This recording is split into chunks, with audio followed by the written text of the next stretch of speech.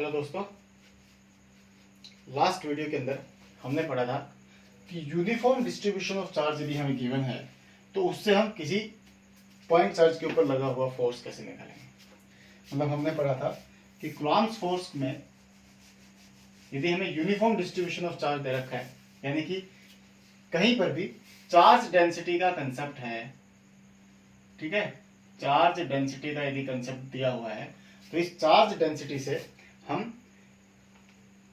किसी दूसरे point charge के ऊपर फोर्स की वैल्यू कैसे कंसीडर करेंगे, कैसे मेजर करते हैं, हमने ये सब पढ़ा था।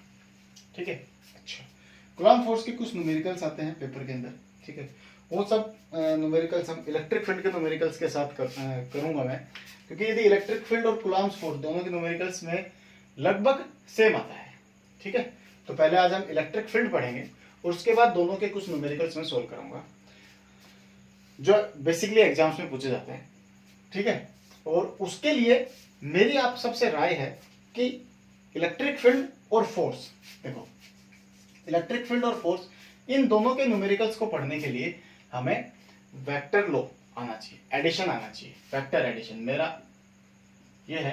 मेरा मानना है यदि हमें वेक्टर एडिशन अच्छे से आता है, ठीक है, यदि मैं वेक्टर एडिशन के अंदर माहिर हूं तो फोर्स के न्यूमेरिकल्स निकालने में, इलेक्ट्रिक फील्ड के न्यूमेरिकल्स निकालने में हमें ज्यादा मेहनत करने की कोई आवश्यकता नहीं होगी यदि मुझे वेक्टर एडिशन आता है तो कल जो हम पढ़ेंगे, जब न्यूमेरिकल्स करेंगे तो उससे पहले मैं मोटा मोटा बताऊंगा वेक्टर एडिशंस में कैसे सोल्व करेंगे, उसके डायरेक्शंस हम कैसे कंसिडर करते हैं वगैरह वगैरह। ठीक है, तो आज हम इलेक्ट्रिक फील्ड की बात करते हैं। ठीक है, तो इलेक्ट्रिक फील्ड की बात करें तो इलेक्ट्रिक फील्ड में सबसे पहली बात मैम एक चीज कंसिडर कर लेते हैं कि यहाँ पे एक चार्ज रखा हुआ है Q। ठीक, क्लियर है। और इस Q चार्ज के पास मैंने ये छोटा सा चार्ज रखा Q नॉट, ठीक है, और जो Q नॉट है उसे हम टेस्ट चार्ज कहते हैं। क्या कहते हैं भैया? Q nought is my test charge. ठीक है, this is my Q nought. ठीक है, इस Q की वजह से इस Q नॉट के ऊपर एक फोर्स लग रहा है, ठीक, और वो फोर्स इलेक्ट्रोस्टैटिक फोर्स है क्योंकि दोनों चार्ज पार्टिकल्स हैं। ठीक, अच्छा, बहुत अच्छी बात। मैं इस Q नॉट को इससे धीरे धीरे धीरे धीरे करके दूर लेके जा रहा हूं। ठीक है, एक पर्टिकुलर डिस्टेंस जब ये Q नॉट कवर कर लेता है, जब ये मेरा Q नॉट यहां पे आ गया, ठीक है, मैंने पाया कि जब मैं इस Q नॉट को धीरे धीरे धीरे लेके जा रहा था तो हमने पढ़ा था, क्या पढ़ा था कि force is inversely proportional to r square. ठीक है, अच्छा, मैंने क्या पाया कि जब इस लाइन को, इस बाउंड्री को ये क्रॉस कर गया, ये Q नॉट मेरा यहां पे आ गया, ठीक है, तो क्या हुआ, इसकी वजह से इसके ऊपर लगाया हुआ फोर्स 0, इसकी वजह से इसके ऊपर लगाया हुआ फोर्स कितना हो गया? 0। इसका मतलब क्या हुआ? इसका मतलब यह है कि ये इसके ऊपर फोर्स लगा सकता है in a certain distance, up to a certain distance. उस बाउंड्री लाइन से जब बाहर चला गया Q नॉट, तो इस Q नॉट के ऊपर इस Q की वजह से किसी प्रकार का कोई फोर्स नहीं लग रहा। जब इसकी वजह से इसके ऊपर फोर्स नहीं लग रहा, बहुत अच्छी बात, मैं इसको वापस लेके आया इसके अंदर तो फोर्स लग रहा है।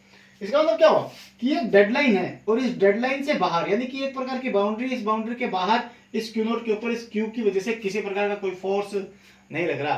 टोटल फोर्स इस Q की वजह से इस Q नॉट के ऊपर कितना आया? 0। इसका मतलब क्या हुआ? इसका मतलब क्या हुआ कि ये इसके ऊपर फोर्स लगा सकता है एक रेडियस के अंदर। किसके अंदर? एक रेडियस के अंदर। इसका मतलब इस Q के आसपास यदि मैं एक गोल चक्कर लगा दूं और कहूं कि ये Q इस गोल चक्कर के अंदर ही इस Q नॉट के ऊपर फोर्स लगा सकता है, तो मैं गलत नहीं हूं, बिल्कुल सही बात है। तो इसका मतलब क्या हुआ, इस Q का एक अपना एरिया है, ठीक है, और उस एरिया के अंदर ही ये Q फोर्स लगा सकता है। ठीक है, यही एरिया इस Q का इलेक्ट्रिक फील्ड कहलाता है। ये बात समझ में आई? यही एरिया, जिस एरिया के अंदर ये Q फोर्स लगा सकता है, वही एरिया इस Q का क्या कहलाता है? Electric field. ये बात समझ में आई? इसका मतलब इलेक्ट्रिक फील्ड क्या हो गया? Area enclosed by charge up to which its electric effect can be experienced ठीक है, is known as its electric field. ठीक है, वो एरिया जिस एरिया के अंदर इस चार्ज का इलेक्ट्रिक इफेक्ट एक्सपीरियंस किया जा सकता है, उस एरिया को हम इसका क्या कहते हैं, इलेक्ट्रिक फील्ड कहते हैं। ठीक है, अच्छा मैं यहाँ पे ये भी ले सकता हूँ, इलेक्ट्रिक इफेक्ट की बजाय हम यहाँ पे इलेक्ट्रिक फोर्स भी यूज कर सकते हैं। ठीक है, इलेक्ट्रिक इफेक्ट की बजाय इलेक्ट्रिक फोर्स, इलेक्ट्रोस्टैटिक फोर्स या फोर्स ऑफ अट्रैक्शन और रिपल्सन कैन बी एक्सपीरियंस्ड। ठीक है, अलग अलग बातें हैं, अलग अलग बातें लिख सकते हैं, कोई दिक्कत नहीं है। ठीक है, तो ये 2-3 वर्ड हम यहाँ पे यूज कर सकते हैं, इलेक्ट्रिक फोर्स, इलेक्ट्रोस्टैटिक फोर्स, और क्योंकि इलेक्ट्रिक फोर्स जो होता है, इलेक्ट्रोस्टैटिक फोर्स होता है, वो दोनों प्रकार का होता है, इट में भी अट्रैक्टिव, इट में भी रिपल्सिव, तो दोनों बातें ले सकते हैं। Up to which its repulsive and attractive force can be experienced, that particular area is known as my electric field of this particular charge। समझ में? अच्छा, ठीक है, इलेक्ट्रिक फील्ड कंसिडर हुआ। अच्छा, इलेक्ट्रिक फील्ड में एक सबसे इंपॉर्टेंट क्वांटिटी आती है, ठीक है, जिसे हम इलेक्ट्रिक फील्ड इंटेंसिटी कहते हैं। क्या कहते हैं? Electric field intensity. Electric field intensity. ठीक है, अब ये जो इंटेंसिटी है ये क्या काम करती है? देखो, इलेक्ट्रिक फील्ड इंटेंसिटी वैसे तो होती है फोर्स पर यूनिट चार्ज। क्या होती है? Force per unit charge. Electric field intensity is defined as it is force per unit charge. Electric field is equal to force upon charge. Force कितना होता है? जैसे यहाँ पे क्यू रखा हुआ है, सपोज करो ये इसका एरिया है, इसमें हमने यहाँ पे क्यू नोट रखा, ठीक है, तो इस क्यू नोट के ऊपर इस क्यू की वजह से फोर्स कितना लगा? फोर्स लगा q nought divided by 4 pi epsilon nought r square. ठीक है, क्लियर है? तो मेरे पास क्या आया? फोर्स इतना आया, तो इलेक्ट्रिक फील्ड इसका कितना आया? इलेक्ट्रिक फील्ड कितना आएगा भैया? Force q upon q nought upon 4 pi epsilon nought r square into 1 by q nought get q nought cancel out. तो इलेक्ट्रिक फील्ड कितना आया? Q upon 4 pi epsilon nought r square. ठीक है, this is my electric field. तो electric field की value क्या आई देखो मेरे पास, E is equal to q is equal to r square. क्या है? मैं क्या लिख सकता हूँ? देखो, this is my important points. Electric field is directly proportional to q. किसके डायरेक्टली प्रोपोर्शनल आया? क्यू के डायरेक्टली प्रोपोर्शनल आया। Electric field is inversely proportional to r square. किसके इनवर्सली प्रोपोर्शनल आया? आर स्क्वायर के। तो जो मेरा इलेक्ट्रिक फील्ड है वो आर के इनवर्सली प्रोपोर्शनल है और आर के भी स्क्वायर के इनवर्सली प्रोपोर्शनल है। इलेक्ट्रिक फील्ड क्यू के डायरेक्टली प्रोपोर्शनल। किसकी वजह से? ये keep in mind, I am talking about point charge. मैं केवल किसके बारे में बात कर रहा हूँ भैया? पॉइंट चार्ज के बारे में बात कर रहा हूँ। ठीक है, अच्छा दूसरी बात, force is my vector quantity. Force is my vector quantity, that's why electric field is a vector quantity। electric field is a vector quantity। तो क्या लिखेंगे? it is a vector quantity, it is a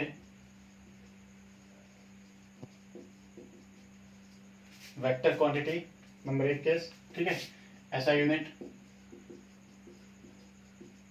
उसकी होती है coulomb per, sorry Newton पर coulomb, अरे Newton पर coulomb या वोल्ट पर मीटर। ठीक है, ऐसे यूनिट क्या होती है इसकी? न्यूटन पर कूलम या वोल्ट पर मीटर। Got it? अब बात करते हैं इलेक्ट्रिक फील्ड क्या होता है। तो क्या होता है इलेक्ट्रिक फील्ड या इलेक्ट्रिक फील्ड इंटेंसिटी क्या होती है? तो इलेक्ट्रिक फील्ड इंटेंसिटी क्या होती है कि यहां से, देखो ऐसे नहीं, कि यहां से इस क्यू नोट के ऊपर जो फोर्स लग रहा है, मैंने आपको एक बात बताया था जब हमने कूलम्ब फोर्स पढ़ा था कि my force is directly proportional to Q1 into Q2। This is due to both. This is due to both. I just want to know the effect of Q1 only. Effect of Q1 only. So that effect of Q1 only is its intensity। ठीक है, intensity को हिंदी में हम तीव्रता कहते हैं। क्या कहते हैं? तीव्रता। ठीक है, कि Q का उस Q नॉट के ऊपर कितनी तीव्रता से फोर्स है। ठीक है, अब Q मेरे पास में है तो उसके ऊपर ज्यादा फोर्स लगेगा, दूर है तो उसके ऊपर कम फोर्स लग रहा है। तो उस फोर्स की इंटेंसिटी क्या है, इंटेंस क्या है उस फोर्स की, कितने है, ठीक है, ज्यादा है या कम है, दैट इज माय इंटेंसिटी।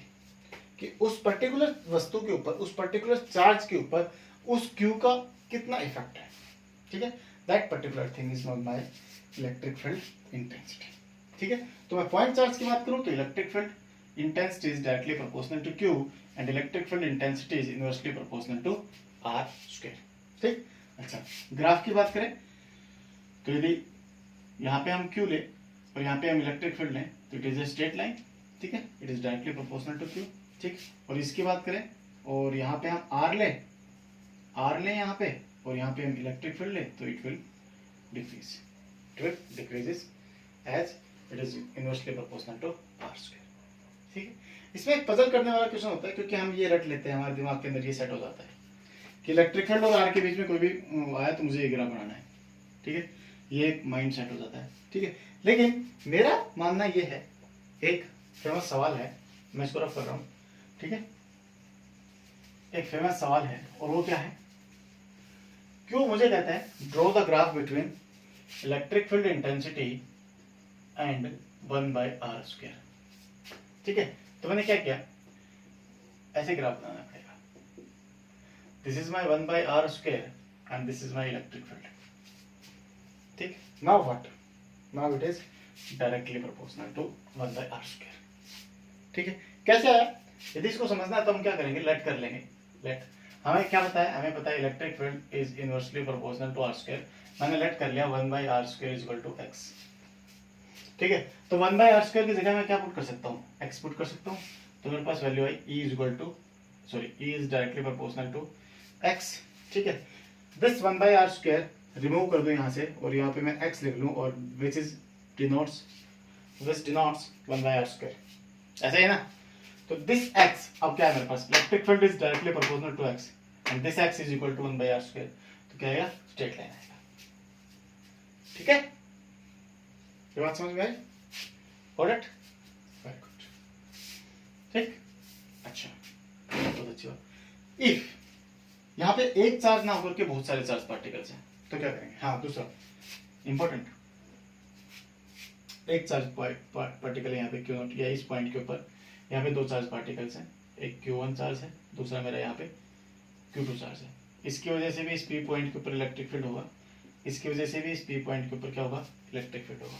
ठीक है, तो इस P पॉइंट के ऊपर दोनों की वजह से इलेक्ट्रिक फील्ड कैसे निकालेंगे, तो क्या करेंगे, हमें जोड़ देंगे, इसकी वजह से इलेक्ट्रिक फील्ड आया E1, इसकी वजह से इलेक्ट्रिक फील्ड आया E2 और दोनों को जोड़ देंगे, नेट इलेक्ट्रिक फील्ड कितना आया, E1 प्लस E2। क्या आंसर आया, E is equal to A1 plus E2। ऐसा नहीं होगा, क्योंकि मुझे ये बात ध्यान में रखनी पड़ेगी, और वो बात क्या है कि जो इलेक्ट्रिक फील्ड है वो वेक्टर क्वांटिटी है, तो मुझे क्या करना पड़ेगा, वेक्टर सम। क्या करना पड़ेगा, वेक्टर सम करना पड़ेगा। तो मैं क्या लिखूंगा, मैं लिखूंगा E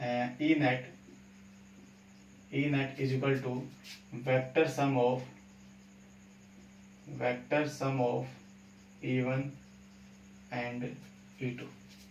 ठीक है, E net is equal to vector sum of E1 and E2, यानी कि यहाँ पे जो मेरा E होगा ये केवल इन दोनों का सम नहीं होगा, E1 प्लस E2 में नहीं कर सकता, बल्कि मुझे क्या करना पड़ेगा, इनका वेक्टर सम करना पड़ेगा। ठीक है, क्लियर है। तो इसके ऊपर एक बार न्यूमेरिकल सम कल करेंगे।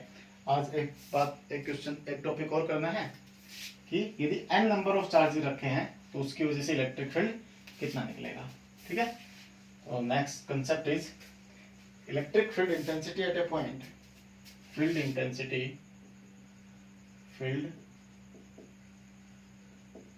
इंटेंसिटी at a point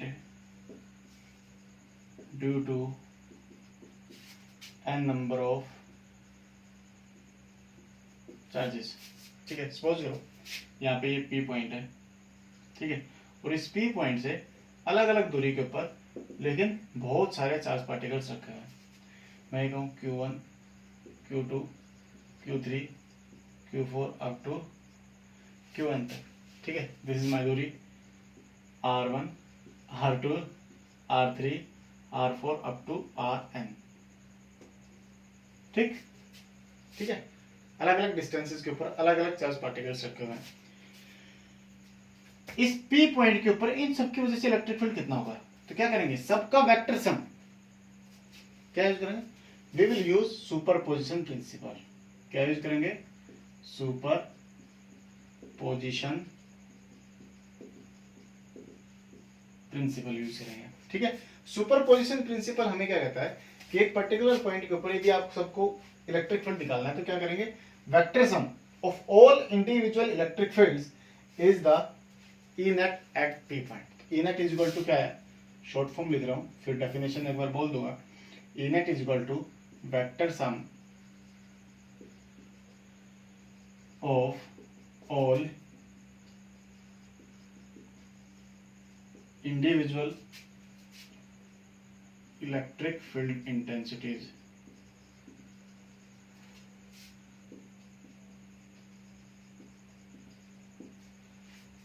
ठीक है, क्या आएगा, it is the vector sum of all individual electric field intensities.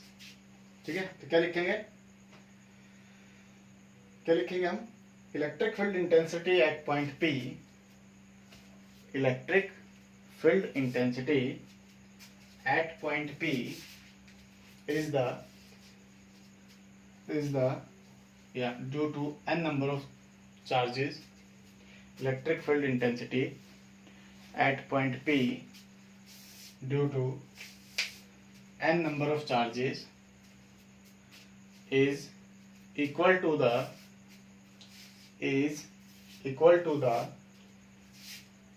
vector sum of all individual field intensities of all individual field intensities at that particular point,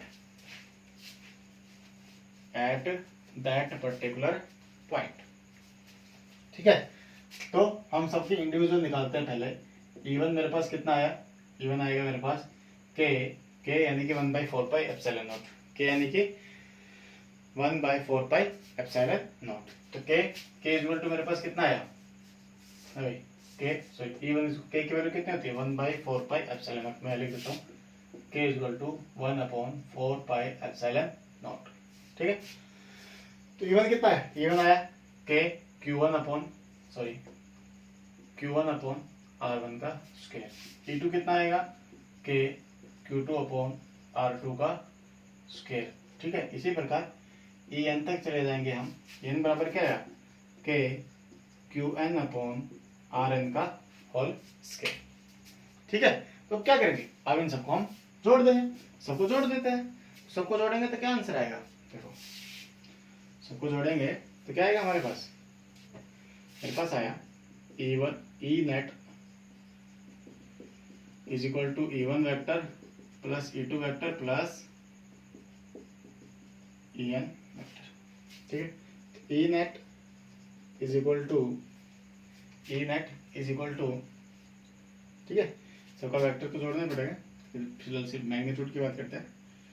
K सब में से common आ जाएगा तो अंदर क्या आया, Q1 upon R1 square plus Q2 upon R2 square plus Qn upon Rn का square, ठीक है। अब तो मैं क्या कर सकता हूँ, मैं यहाँ पे समीशन लगा सकता हूँ। तो मेरे पास क्या आंसर आया, K summation of Qi upon Ri का square where I is equal to 1 to n। तो यहाँ पे I कहाँ से कहाँ तक जा रहा है, 1 to n जा रहा है, ठीक है, क्लियर है, ठीक है। हालांकि इस सवाल को करने के लिए हमें वेक्टर्स यूज करने पड़ेंगे और बिना वेक्टर के मैं इस सवाल को यहाँ पे नहीं निकाल सकता, ठीक है, क्योंकि electric field is a vector quantity और वेक्टर का मतलब ये है कि फर्स्ट ऑफ ऑल मुझे वहां की डायरेक्शन के बारे में पता होना चाहिए। किसके बारे में पता होना चाहिए, डायरेक्शन के बारे में। तो हम डायरेक्शन की बात करते हैं, तो नंबर 1 लिखते हैं यदि पॉजिटिव चार्ज है, कैसा चार्ज है, पॉजिटिव, तो डायरेक्शन आउटवर्ड होगी। तो डायरेक्शन क्या होगी, आउटवर्ड, बाहर की तरफ चार्ज निकलेगा, मतलब बाहर की तरफ इलेक्ट्रिक फील्ड की डायरेक्शन क्या होगी, बाहर की तरफ। और यदि नेगेटिव चार्ज है, कैसा चार्ज है, नेगेटिव, तो जो इलेक्ट्रिक फील्ड की डायरेक्शन होगी वो क्या होगी, इनवर्ड। वो क्या होगी, इनवर्ड, मतलब अंदर की तरफ। इनवर्ड मतलब अंदर की तरफ। जैसे जैसे सपोज करो कि यहाँ पे पॉजिटिव चार्ज रखा हुआ है, ठीक है, तो इसकी वजह से जो इलेक्ट्रिक फील्ड होगा वो किधर होगा, बाहर की तरफ होगा। इसकी वजह से जो इलेक्ट्रिक फील्ड होगा वो कहाँ होगा, बाहर की तरफ होगा। और ये भी नेगेटिव चार्ज है, कैसा चार्ज है, नेगेटिव चार्ज रखा हुआ है, तो इसकी वजह से जो इलेक्ट्रिक फील्ड होगा वो किधर होगा, अंदर की तरफ होगा। किधर होगा, वो अंदर की तरफ होगा। ठीक है, तो हम क्या लिखेंगे, हम लिखेंगे electric field intensity is outward from positive charge and inward to negative charge. Negative charge के लिए अंदर की तरफ होती है और पॉजिटिव चार्ज के लिए बाहर की तरफ होती है। ठीक है, इतना करना है। इलेक्ट्रिक फील्ड इंटेंसिटी के बारे में पढ़ना है, क्या होती है। ठीक है, इलेक्ट्रिक फील्ड इंटेंसिटी यदि समझ आया तो इलेक्ट्रिक फील्ड पढ़ने के लिए, देखो इलेक्ट्रिक फील्ड और मैग्नेटिक फील्ड पढ़ने के लिए हमें केवल इलेक्ट्रिक फील्ड इंटेंसिटी के बारे में अच्छे से ज्ञात होना चाहिए। ठीक है, मैग्नेटिक फील्ड पढ़ने के लिए मैग्नेटिक फील्ड इंटेंसिटी के बारे में अच्छे से ज्ञात होना चाहिए, अच्छे से समझ आनी चाहिए। और यदि ये दोनों चीजें हमें अच्छे से समझ आ जाती हैं तो फिर फील्ड पढ़ने में कोई परेशानी वाली बात नहीं आएगी। ठीक है, तो ये पढ़ेंगे, फिर इसके आगे कितने कितने रिलेशंस बनते चले जाएंगे। डेली हम इलेक्ट्रिक फील्ड के बारे में ही अब पढ़ने वाले हैं। ठीक, गॉट इट, ओके, ये करना। और वेक्टर, मैं फिर से रिवाइज करा रहा हूं आप लोगों को कि कल की क्लास में क्या मिलेगा, हमें वेक्टर एडिशन मिलेगा। पूरा फोर्स निकालेंगे, इलेक्ट्रिक फील्ड निकालेंगे, सब में क्या मिलेगा, हमें वेक्टर देखने को मिलेगा। तो हमें वेक्टर थोड़ा सा रिवाइज करेंगे एक बार तो अच्छे से अच्छा रहेगा, बढ़िया रहेगा। और वो जो न्यूमेरिकल्स हम करेंगे तो उनका तरीका अच्छे से समझ में आएगा। ठीक है, गुड।